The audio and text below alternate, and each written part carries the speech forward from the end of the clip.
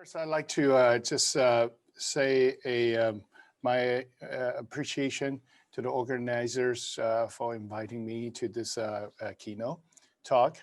And I just want to congratulate what I see so far is been excellently organized and a very successful event.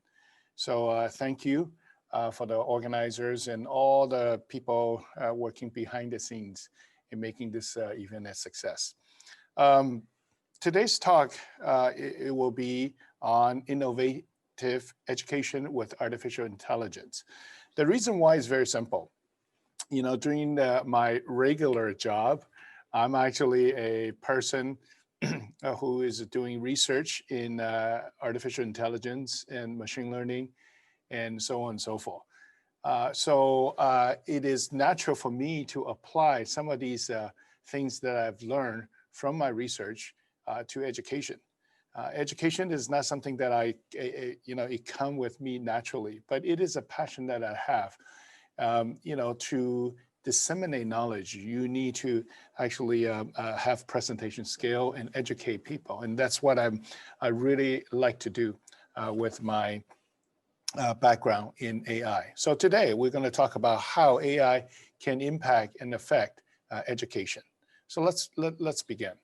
We're going to talk about AI in education in three aspects: in terms of the content creation, in terms of knowledge delivery. This is maybe pedagogy, right? And then also potentially the outcome assessment. How do we actually do assessment of students' work and so on and so forth. And I'll make some final remarks. I don't want to knock the traditional education, but I think that this slides on the left is really indicative of what our cookie cutter approach that we have been doing for the last many centuries. Okay, and it is quite cute. I use this quite a bit because I really feel that this is how our education is going, right? And the caption says this: for a fair selection, everybody has to take the same exam. Please climb that tree. And you can see that obviously for an elephant, it will be very hard. For a monkey, probably is very easy. For a bird, probably is easy, and so on and so forth. And what this actually, what this actually is saying, I'm sorry. What this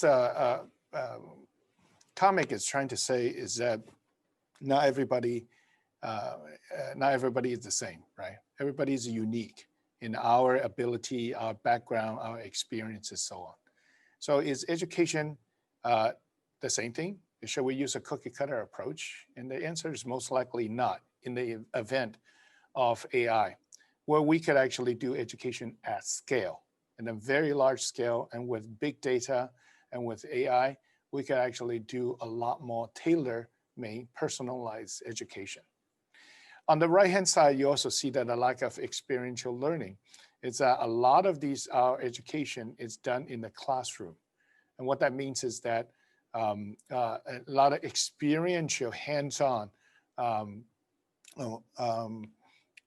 teaching or learning cannot really take place on a blackboard, because on the blackboard, you learn theory, right? But actually in many of the things in real life, as well as in real jobs, you would need actually hands-on experience. So let's see how AI could actually help in these two arenas. So the problems of traditional education is really boring learning contents. 68% of students think learning topics are too boring, and also very irrelevant to the real world. Only half of the students think that what they learn are related to the real world. And, and oftentimes I hear parents say, hey, get a degree in computer science so that you could be a financial engineer. So maybe what you learn and what you do is really not very relevant or even related, okay? And what we want to do is can AI solve that problem, okay? Lastly, it's hard to cater to students' needs because we have so many students, right? How can we actually take care of each one of their needs, Okay, so you can see that 23 countries have student-teacher ratio higher than 30, and it's hard to actually take care of 30 students even under your care.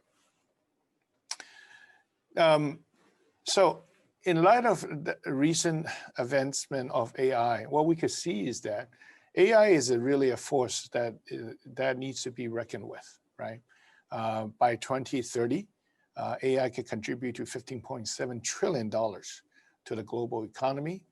And then last thing is that AI could not only contribute to the economy, but it actually helps the labor productivity, okay, by 40%. That means that some job will be definitely lost due to AI, but many of the jobs will be actually created.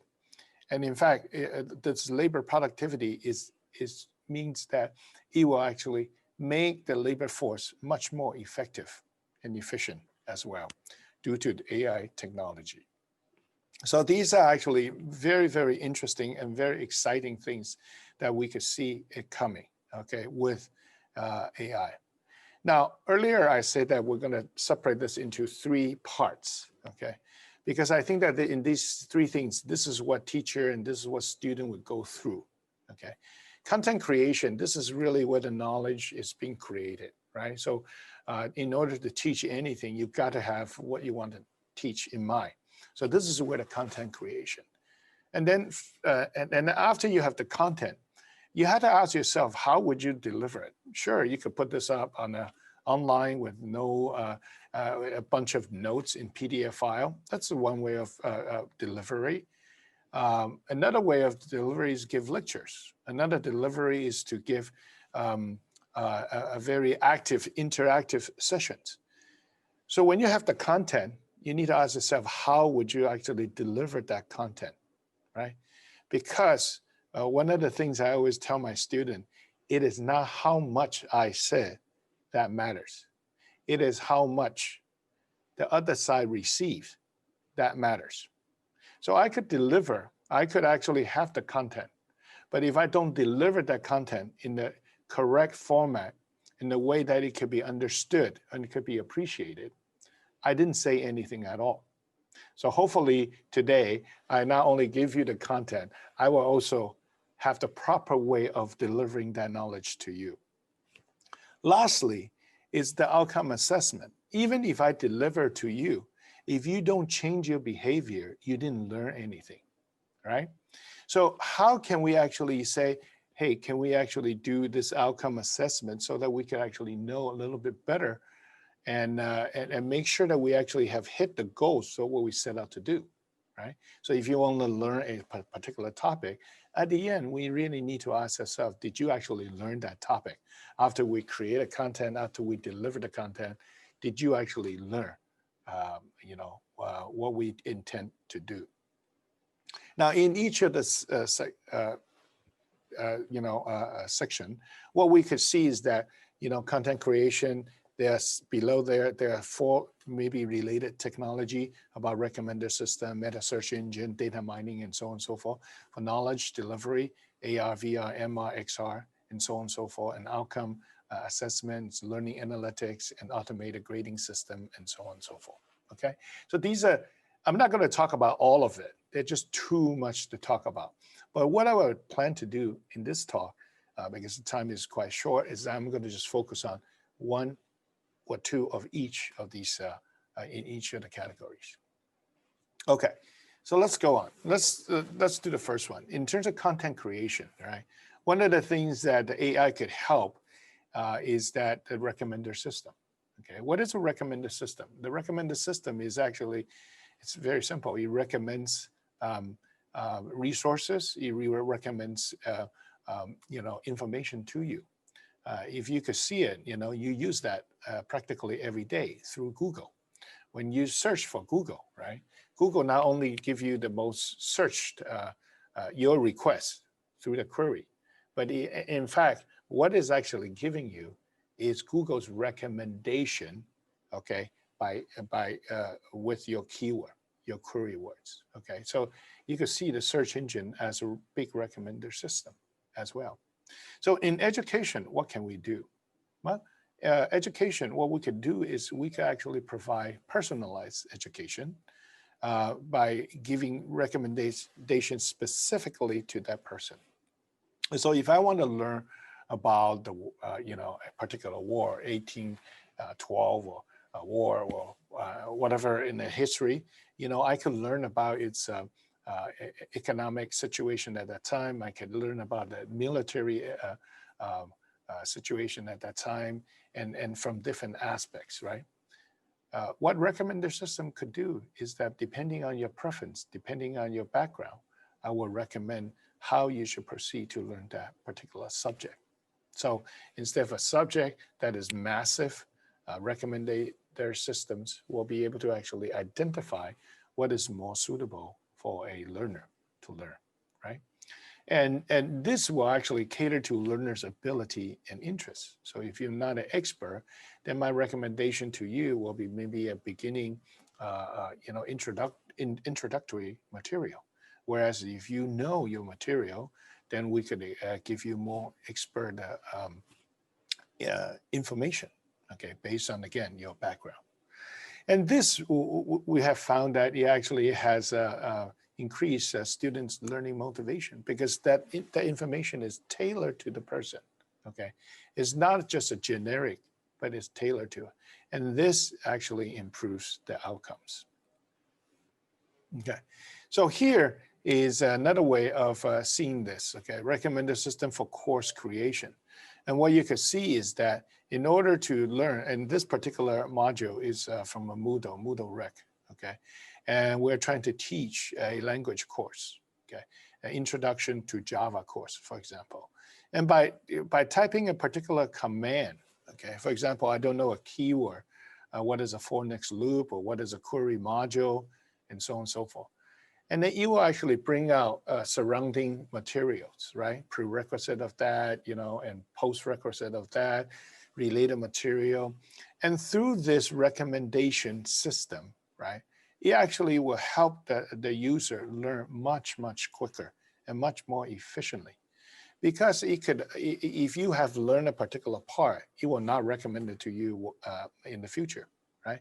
So it actually is taking all these information into consideration when it's actually doing the recommendation system. So here, what we can see is that we will sort through the learning object repository and recommend a list of learning objects, followed by some kind of keywords that you might not know about. And so this, in terms of the knowledge creation, it is found to be quite effective. Okay, so here you can see that this is all with a keyword, particular keyword. Okay, and then you can see that these are all the different types and all the other related information that's actually given to you here.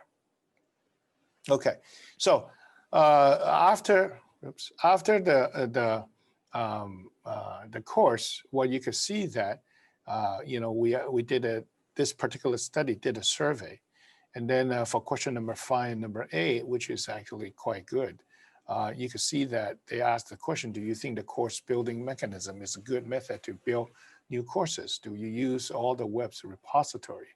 And it turned out that this was very, very positive. Okay, so this will help the teachers to build new contents, and that will be tailor-made to a particular set of students, right, at different levels and different backgrounds and so on and so forth. Okay, so here is also another recommender system for e-learning activity. So here, what we will do is we will collect data on students' preferences and performances, okay? And then through that, we could observe actually what they fail and what they're good at. And then what we'll recommend then personalized e-activities and learning tools so that they could actually expand their knowledge further. For those people who are actually having problems with a particular topic, the recommender system will go back there and help the student, okay, to overcome their challenges and difficulties, right? By actually maybe asking more similar, or maybe reduce the complexity and the difficulty of the question. So by having this recommender system is actually quite useful. And this recommender system, it actually encourages continuous participation in e-activities. Okay. So here's some of the results. And you can see that this has increased learning motivations and engagement, and then achieve better learning outcomes. 50%, okay, very good. Now, in terms of the delivery, this knowledge delivery, I just want to pick up some obvious things that you might already know, is that we're actually working with AR, VR, MR, mixed reality, and also extended reality. So we know what AR is augmented. We know what a VR is, right? But what we're doing now is really the mixed reality. So we interact between the real and the digital world. And this will provide immersive learning experience to increase students' understanding. For example, as history study, we cannot go to Tang Dynasty right now. Sure, we can see a lot of structure, we can have pictures, we can all that. But it would be better, right, wouldn't it, if we could actually be inside this Tang Dynasty city, or even a room, to learn that different aspect of the architecture or the city layout planning during that time, right? This delivery system, it's obviously is not boring, right? So when we create a content, how do we deliver it? And one of the delivery is to really extend the reality, enable the student to relate to knowledge.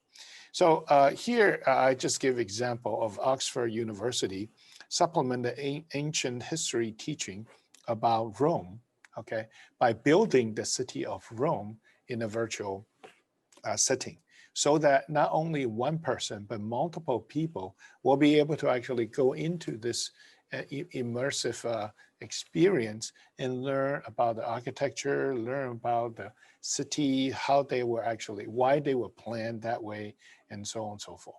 So you could see that this is not only just a one person experience, but it could be a group, a collective experience for knowledge delivery. Okay, we also have this AR Reality Sandbox from UC Davis, where it's actually trying to teach the geoscience, how actually the Earth shifts, okay, and moves. And so what you could do is that people could interact with these kind of projection and display to shift sand, to shift plates, and then you could see how actually the result of these things. So again, artificial reality, augmented reality sandbox demonstrate ways that geosciences student can learn. And here for medical student, we have also simulation tools, all right?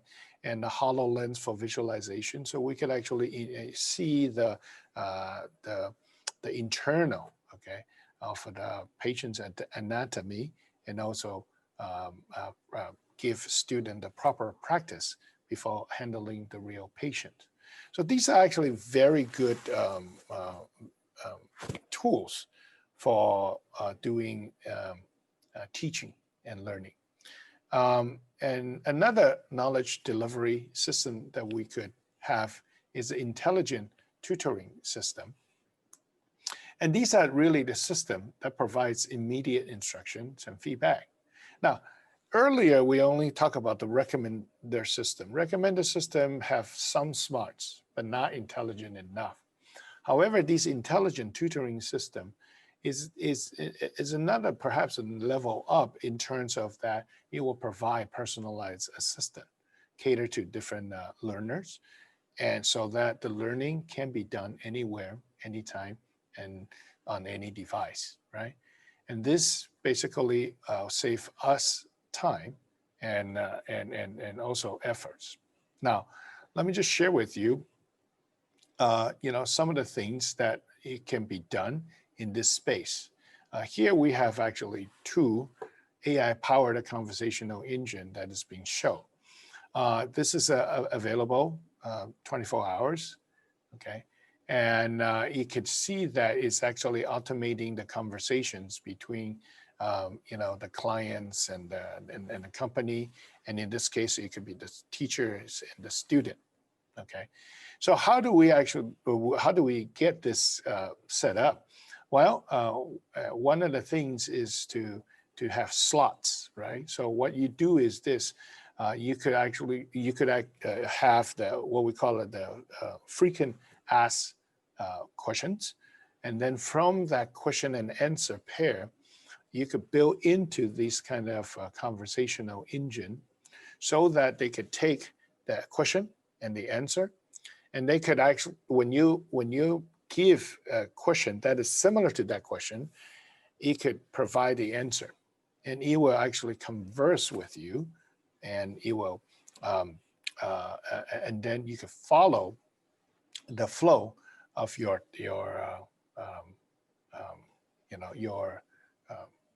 discussion. And this is what's very recent advancement in AI it's about. Okay, and here we can see that we're beginning to also build this, what we call it, virtual teaching assistant. Okay, Georgia Tech is one of the first ones, and in 2016 it took about 1,500 hours to build, but in 2020, the teachers can build a virtual teaching assistant within 5 hours. That would be nice for teachers, right? So if we're able to build a virtual teaching assistant that can answer all sorts of, possibly simple questions through typing or through even a speech interface, right? That would be wonderful. That will save a lot of teachers, a lot of time. Even questions such as when is the midterm, what is this particular topics in the teaching material, and so on and so forth, right? So these virtual teaching assistant will be able to actually help the students in a very meaningful way. So this is actually a very important development for teachers as well. Okay, outcome assessment, I just want to say a few things about that. Because the learning analytics is very, very important, right? Without a sensor, without collecting these kind of data, we will not know whether our content, whether our delivery method really works, right? The outcome assessment is the one that tells us whether we have been successful or not, okay, in our final results. So in terms of learning analytics, we collect data. What we want to do is be able to identify at-risk students and to provide them with assistance, and allow the teacher to understand their students' strength and weakness. And for this, we have, say, Data Robot for predictive analytics. The Florida International University used this. Before, it would take months to do this. Now it would take only hours to do this. And this is actually very, very effective and useful. This will provide analysis of students' behavior from the classroom. How often do you discuss? How often do you post into the forum? How quickly do you do your homework? And so on and so forth. Now, again, not everybody would be like, if you put in your homework in the first date, and if you have lots of discussion, that will guarantee you a good grade. But it's pretty indicative of what different people, it's indicative for those people who actually do those, will help the teacher to identify who are active and who are not. Some people are just smart, but they don't do much discussion. It's better for them to learn it on their own. And those are okay. But what the system will do is help the teacher to identify those at-risk students. So with this system, we can actually do this very quickly, okay? And also the dashboard, we measure the engagement level. So oftentimes, the student will begin to engage. It's very interesting when we see the curve. The student engaged in the beginning of the semester, and then right before midterm, or right before homework, or right before tests. And after that, they taper off. And then at the final, they begin to engage again. okay? Very typical activities. So by looking at this kind of trends and activities, we also identify potential at-risk student. If they're not engaged during that time, there may be some risk for these students.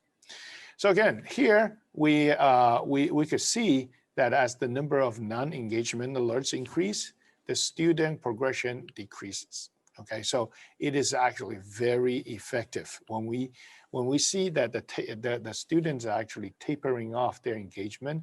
There are issues with the students, so we could actually do prevention with them, and this is one of the things that will be very, very effective.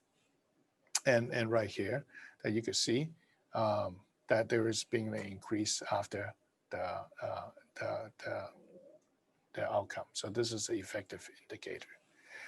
And this, what I want to just show is that is more effective and efficient than using demographics to identify a risk student, because this one is very, very accurate, okay, because we do measure all these things.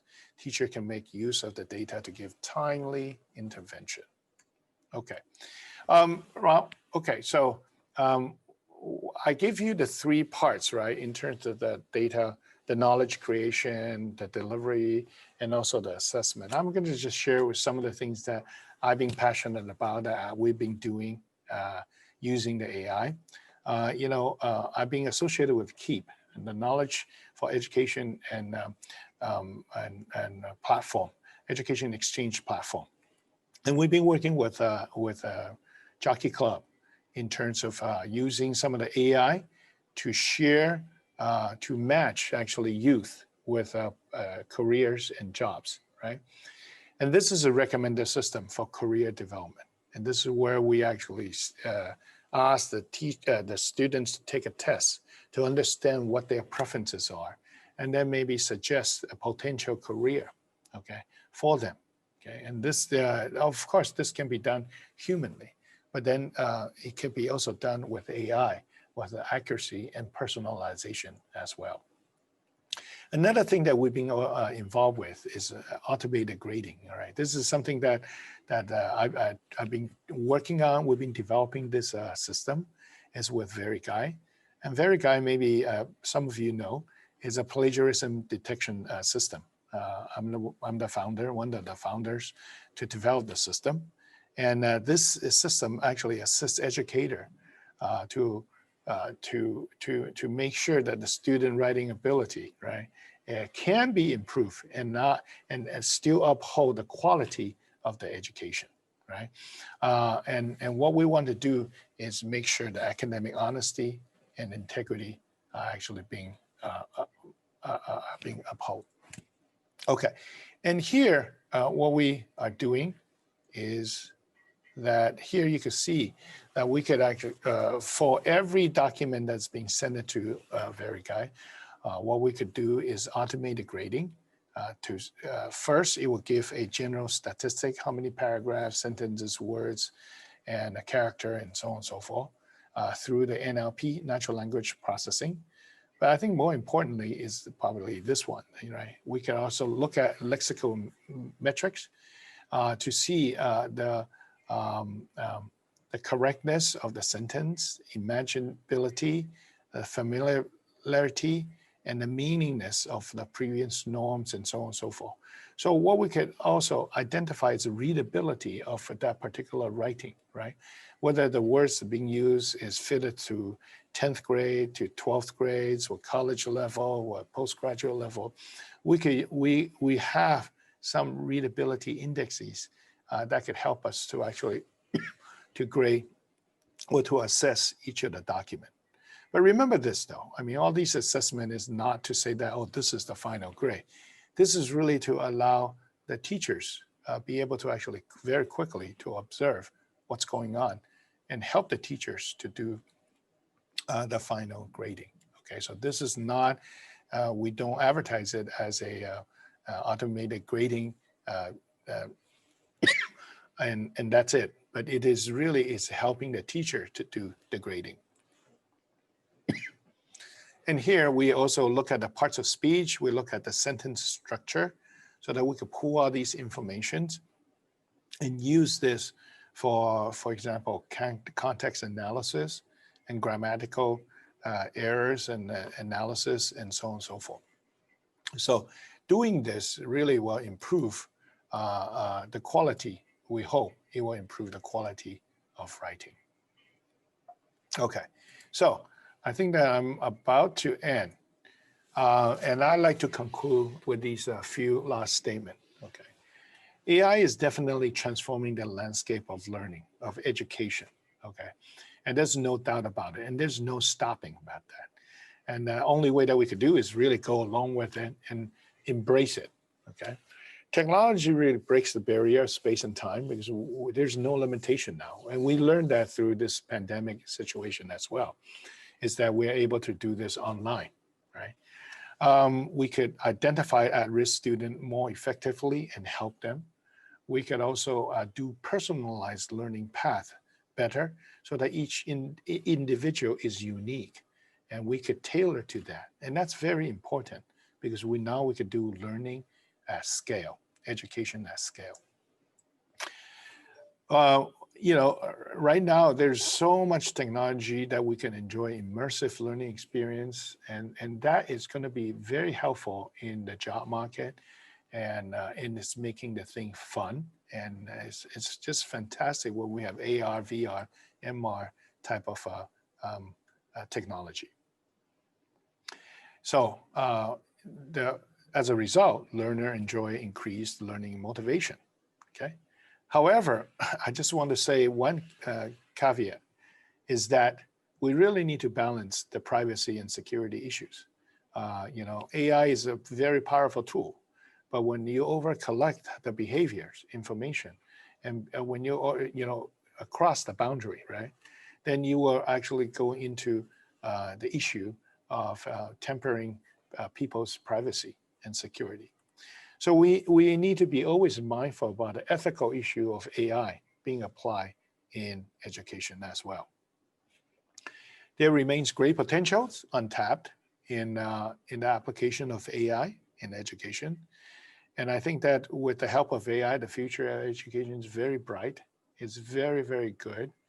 And in many ways, I hope you guys all could either be the benefactor, I guess, of AI in education, or come join me in terms of creating tools and creating systems such as VeryGuide and Keep, right, that helps the education for the future. And thank you very much. Thank you for the inspiring sharing, Professor King. I think all of us has effectively received what you want to deliver. So now we have time for a couple of questions from the floor. Please submit your questions in a Q&A box in Zoom, and some of them will be picked for Professor King. So now we actually have received some of the questions. Mm-hmm. Dr. Eva Wong would like to know that she actually has a questions about outcome assessment. She was glad that you mentioned it as it is important indeed. And your example showed that AI systems providing learning analytics for the individual teacher. How about from the program, department, or the institutional perspective? Any insight on outcome assessment for this level, please? Yes, I just want to also, I'm so glad that you asked this question. I talk about this at the course level. I didn't talk about it at a higher level. But I know that they are being moved in, for example, in our engineering accreditation, we actually want to put all these assessments automatically so that in the future, when we do accreditation, it will be coming from the data from each of the course. So we're trying to build into each of these course assessment, data that could pipe it through to higher level, to department level, to actually the university level, so that the administrator will be able to use this to monitor each course, each department, and the whole university wide. And I think that day will come quite soon, because right now, all the courses, we already have collected a lot of analytics. It is just how do you actually propagate up? And also, this can be used for, ranking for universities and so on and so forth. So everybody is very, very interested in guaranteeing a very quality assessment and quality outcome. So thank you, Eva, for asking that. There's also a question from Paul.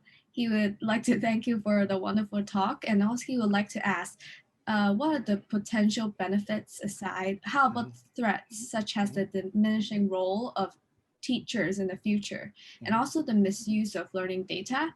And how could the development be controlled to protect us from these dangers? Yes. As I said before, AI may replace some jobs, but I don't think teacher will be one of them. And I'll let you know why. Teacher is really, we're becoming a curator. We're becoming a facilitator, okay? And that still is needed, okay? The mode of one to many teaching, right? Traditional teaching, that may evolve into what we have right now, okay?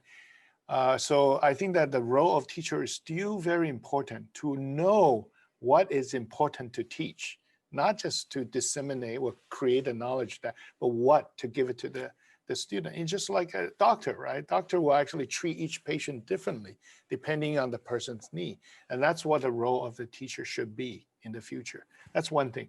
And I think the second thing is that, yes, so I talk about this AI ethics, okay? I didn't talk a lot, but I think AI ethics needs to be in all the things that we do. We need to be mindful what is private, what is secure, about the learning data, because that can be misused tremendously for harm.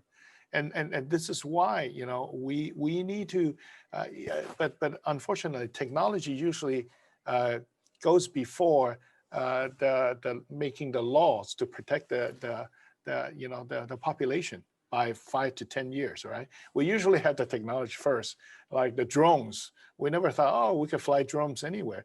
But we say, hey, no, you cannot fly now, okay? This area is restricted and so on and so forth. So the technology comes first.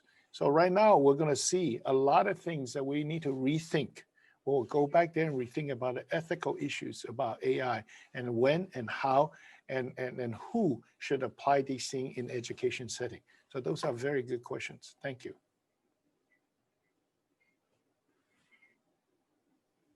Thank you very much, Professor King. So while we wait for your questions, because there are currently no more questions in the Q&A box, does any of our panelist members have any questions? You can just unmute yourself and ask the question. I think there's another one. Oh, right. So it's a question from Virginia. Yeah.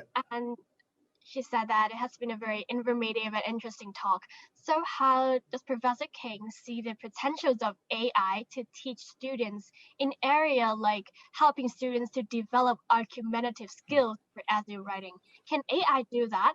For example, the data in the very guide, can students read them and amend their work before the final submission? Yeah, well, let's separate the two issues first.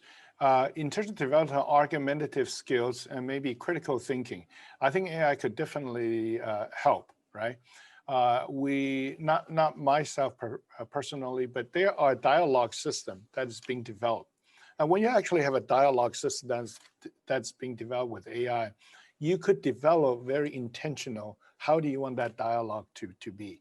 So you could actually ask questions, to the student, very critical questions, and see whether the student could answer them in a very critical manner. And we could judge the response accordingly, right? So this will help.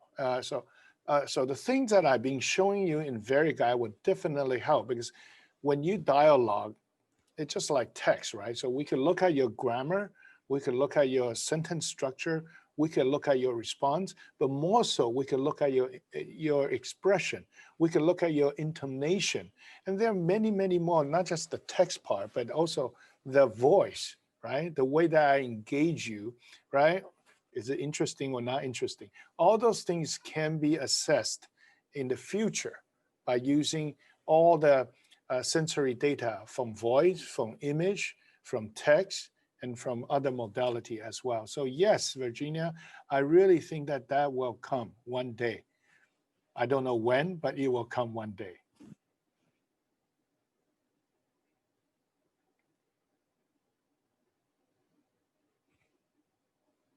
So is this it?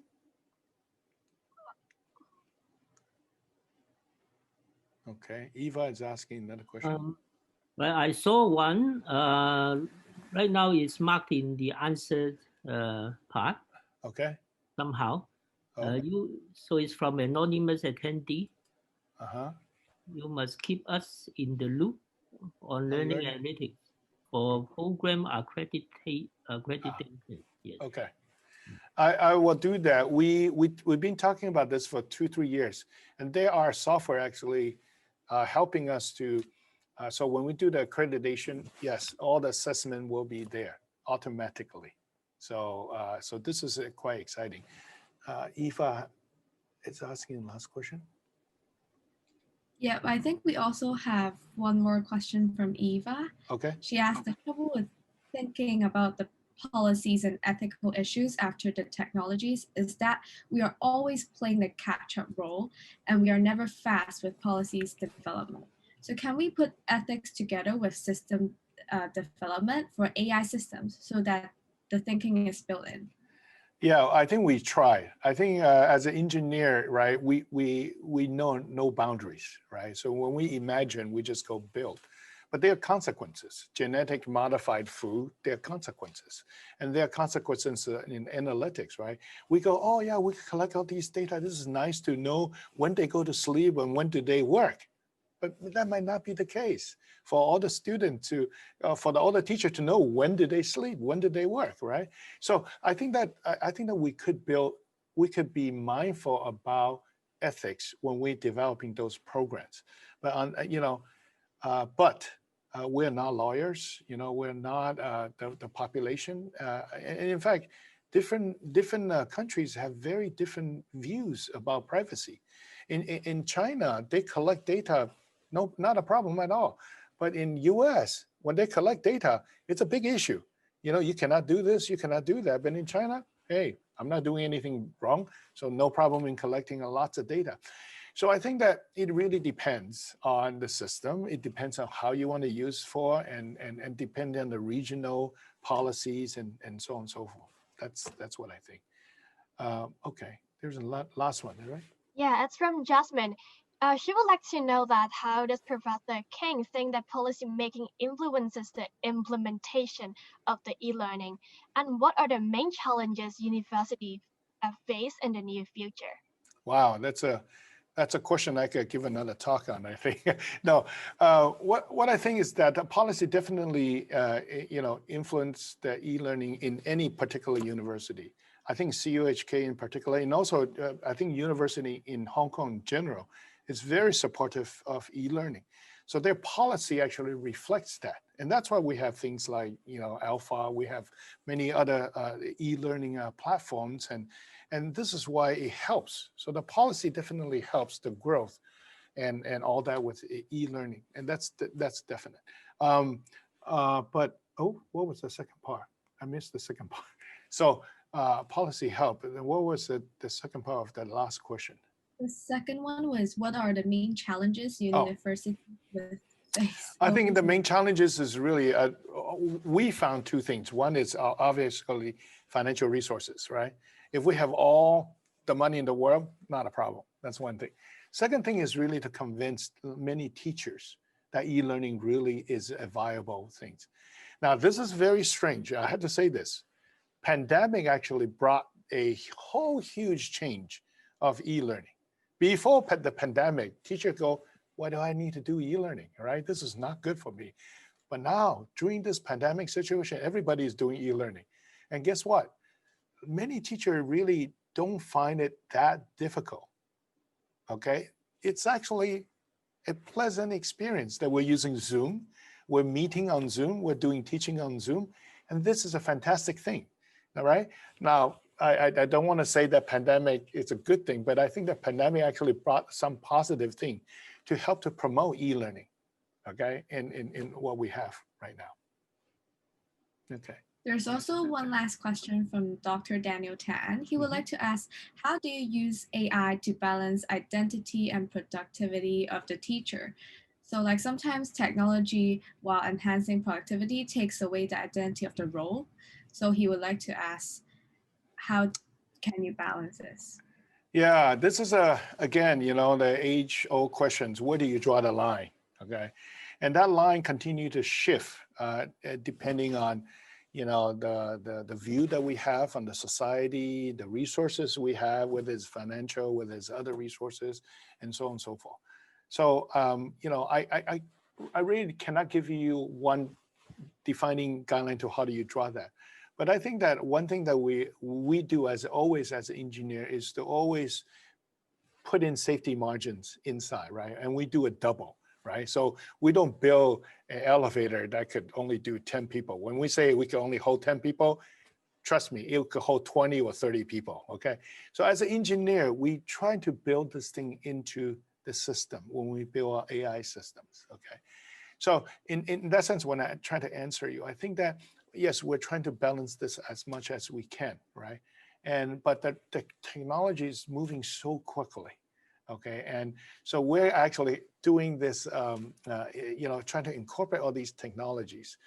We just have to be more mindful, and that's all. I really cannot have one single way to draw the line, but we need to always evaluate and assess and make sure we build this safety margin on either side when we do that. That's all. Yeah. Thank you, Professor King.